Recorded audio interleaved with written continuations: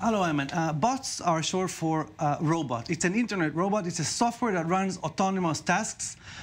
It can post on behalf of someone. It can run a script. It can do whatever you want automatically. Now, a network of bots is a network that can run those bots on a variety of computers.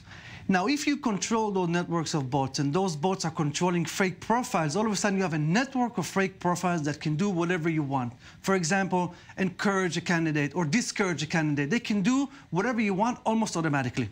But Ram, on social media, it was supposed to give us users the freedom to express our views, to say whatever we want. What can online platforms, the most common ones that we use, try to do to tackle this issue? Facebook had faced allegations after the 2016 US presidential campaign. Exactly. So there are now groups of people that are trying to find those fake profiles and fake networks that are operating on behalf of the political candidates and tackle them down and then report to those social networks like Twitter and Facebook and tell them, look, those are fake profiles, those are fake users, they do not belong in those networks.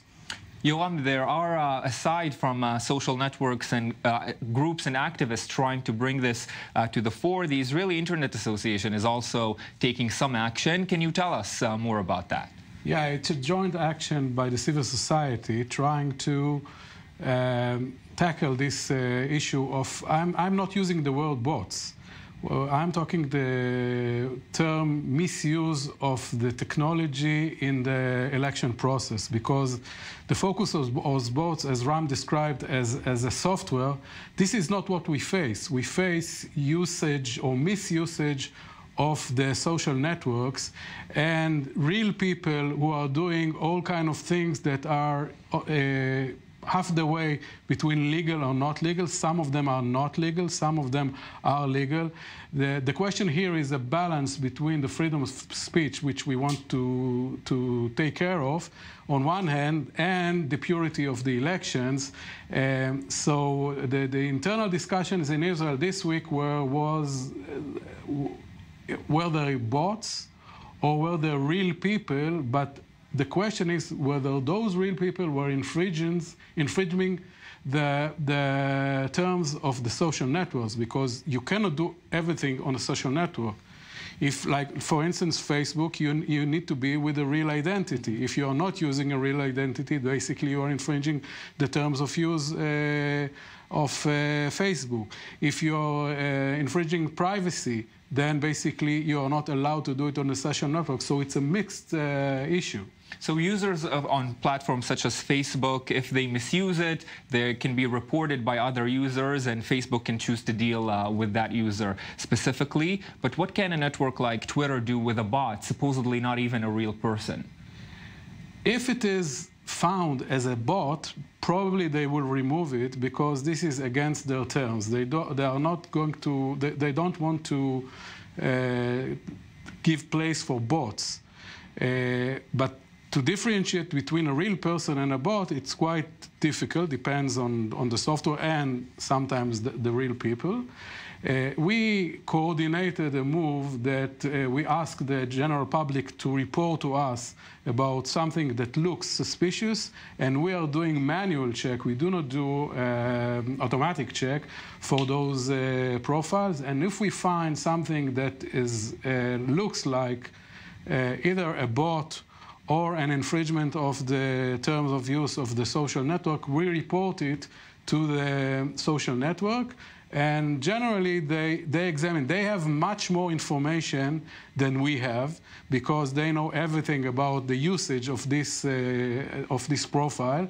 And some of them have been removed because they have infringed the terms of use. No, that's a very important differentiation, Ram, between real users who misuse the network and just a network of bots, as you were explaining to us before.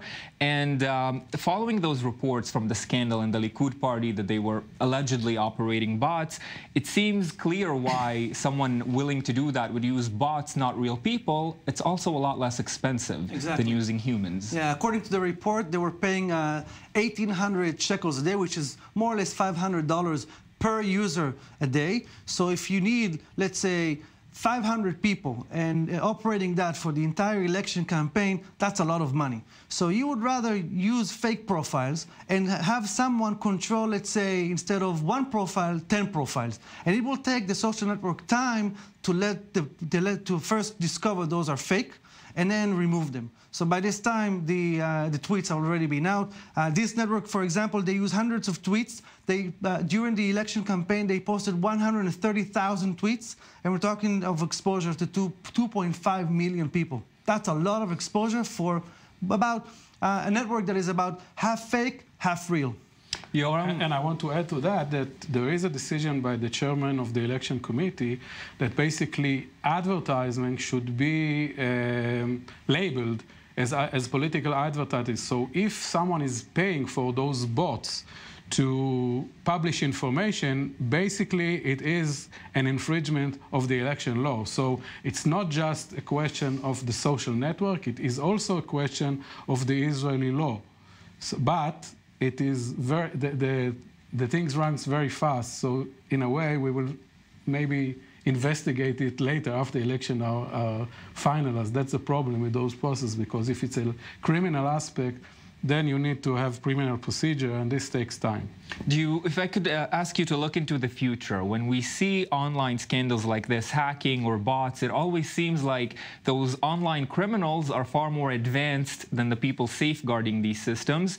Do you see a future where bots will no longer be a problem? I see a future where AI machine will look for those bots. So it will be kind of a combat between 2 technologies. Currently, it is very difficult for human beings to find those activities and really to get something to a certainty level which you can prove. That's